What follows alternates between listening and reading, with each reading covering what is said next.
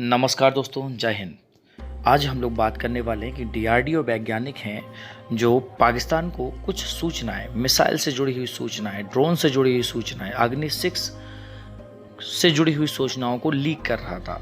और उनका नाम है, डीआरडीओ के वैज्ञानिक हैं प्रदीप कुरूलकर। उनके खिलाफ स्पेशल कोर्ट्स में चार्जशीट दाखिल कर दी गई है और उसमें उससे उन चैट्स की भी डिटेल है जिसमें वह मिसाइलों से लेके लड़ाकू ड्रोन, रोबोटिक्स प्लान तक के बारे में जानकारियाँ दे रहे हैं। कहा जा रहा है कि वो हनी ट्रैप के शिकार हुए हैं। और महाराष्ट्र एटीएस ने स्पेशल कोर्ट में चार्जशीट जो दाखिल की उसमें कई सारे खुलासे हुए हैं। 3 ईमेल आईडी अलग अलग नाम से और बलासी खूबसूरत लड़कियों की तस्वीरों वाली सोशल मीडिया प्रोफाइल। और डीआरडीओ के वैज्ञानिक प्रदीप कुरूलकर के पास जब इन हसीनाओं के चैट रिक्वेस्ट आए तो 60 साल का ये शख्स बहक गया। रसीली बातों का कुछ ऐसा नशा हुआ कि कब वह चैट में नेशनल सिक्योरिटी से जुड़े हुए राज उगलने लगा, उसे होश ही नहीं रहा। फिर तो इम्प्रेस करने के लिए और भी ज़्यादा इंटीमिडेट होने के लिए एक से बढ़कर एक राज उगलने लगा। कभी अग्नि 6 मिसाइल तो कभी राफेल फाइटर जेट के बारे में बता रहा है, कभी देसी लड़ाकू ड्रोन रुस्तम तो कभी इंडियन आर्मी के रोबोट वाले प्लान को वह बता रहा है। वह हनी ट्रैप का शिकार हो चुका था। उसे पता ही नहीं चला कि वह जिन अलग अलग लड़कियों से चैट कर रहा है उन आईडी को एक ही जगह से चलाया जा रहा है। और अभी कुछ ही दिन पहले प्रदीप कुरूलकर को नेशनल सिक्योरिटी से जुड़ी अति गोपनीय सूचनाओं को लीक करने के मामले में गिरफ्तार किया गया। और उनके खिलाफ जो चार्जशीट बनी है वो 1837 पेज की है, जिसमें वो सभी चैट हिस्ट्री भी है। तो आप समझ सकते हैं, कुरूलकर लड़कियों को बेब कहा करता था। बेबी का शॉर्ट फॉर्म होता है बेब। तो कैसे इन नितांत गोपनीय और संवेदनशील सूचनाओं को उन तक पहुंचा रहा था, आइए जानते हैं। 2022 से लेके सितंबर 22 से लेके फरवरी 2023 तक उसने अलग अलग नाम वाली लड़कियों के साथ चैट किया। और ये जो हैंडलर था वो पाकिस्तानी था। और इन लड़कियों ने, जो हैंडलर था, उसने अपनी ईमेल आईडी का पासवर्ड तक उसके साथ शेयर किया। उसके कहने पर साइंटिस्ट ने अपने फ़ोन में कुछ ऐप भी डाउनलोड किए। मार्च में जब डीआरडीओ को उस पर शक हुआ तो उसने मोबाइल फ़ोन के फॉरेंसिक ऑडिट से ये पता चला कि उसके फ़ोन से सिक्योरिटी लीक की जा रही है। वो चैट दिखाए गए और फिर 30 जून को चार्जशीट दाखिल हुई। तो एटीएस ने डीआरडीओ साइंटिस्ट और पाकिस्तानी ऑपरेटिव के बीच एक जो चैट का खुलासा किया।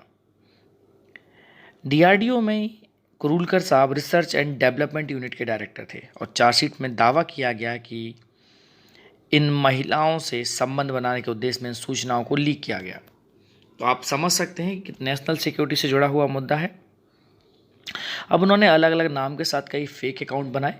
इनमें से 2 का नाम जारा दासगुप्ता और जूही अरोड़ा था। अब ऑपरेटर एक ही है और फेक अकाउंट कई हैं। 2 अलग अलग फ़ोन नंबरों के साथ व्हाट्सएप अकाउंट भी बनाए गए जिनका नंबर +44 से शुरू होता है। +44 ब्रिटेन का कंट्री कोड है। ये नंबर इसलिए चुना गया ताकि कुरूलकर को लगे कि वह ब्रिटिश इंडियन के साथ बातचीत कर रहा है। वह उनसे हर दिन बात करने लगा, दिल्ली का डिटेल देने लगा कि कैसे आज डीआरडीओ कॉम्प्लेक्स में तेंदुआ घुस आया, यहाँ पर क्या क्या काम हो रहा है।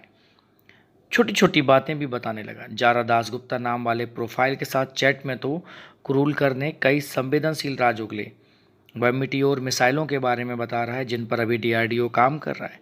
वह उसके साथ ब्रह्मोस, राफेल, आकाश अस्त्र मिसाइल सिस्टम के बारे में गोपनीय सूचनाएं शेयर कर रहा है। यहाँ तक कि अग्नि 6 मिसाइल लॉन्चर को कैसे बनाया जा रहा है इसे भी शेयर किया। कुरूलकर खुद अग्नि 6 मिसाइल बनाने के काम में लगी टीम का भी हिस्सा था। इतना ही नहीं, उसने देसी लड़ाकू ड्रोन, भारत क्वाडकाप्टर और रुस्तम के बारे में भी जानकारियां लीक कर दी। और एटीएस ने अपनी चार्जशीट में इन चैट्स को भी रखा है कि कैसे कुरूलकर बेबी को बेब कहकर डिफेंस से जुड़ी संवेदनशील सूचनाओं को पाकिस्तानी ऑपरेटिव्स को लीक कर रहा है। एक चैट में वह अग्नि 6 लॉन्चर के टेस्ट के बारे में उससे पूछा गया कि वह कामयाब है या नहीं, तो कुरूलकर ने इतराते हुए जवाब दिया, ये लॉन्चर मेरी डिज़ाइन है बेब, ये ज़बरदस्त है, कामयाब है। ऐसे एक चैट में पाकिस्तानी ऑपरेटर उससे पूछती है कि अग्नि 6 में कोई बदलाव हुआ है क्या। कुछ नया जोड़ा गया है? क्या मैंने सुना है कि अग्नि 6 का काम चल रहा है, उसका टेस्ट कब करना है? इसके जवाब में कुरूलकर ने लिखा, करेंगे, थोड़ा धीरज रखो। एक चैट पर तो कुरूलकर इंडियन आर्मी के लिए रोबोटिक उपकरण बनाने वाले प्राइवेट वेंडर के नाम, उसके सीईओ के नाम और दूसरी कई डिटेल्स भी साझा कर रहे हैं। उसने ये जानते हुए भी कि ये संवेदनशील सूचनाएं किसी दुश्मन मुल्क के हाथ लग सकती हैं, फिर भी वो जानकारियां लीक कर रहा है।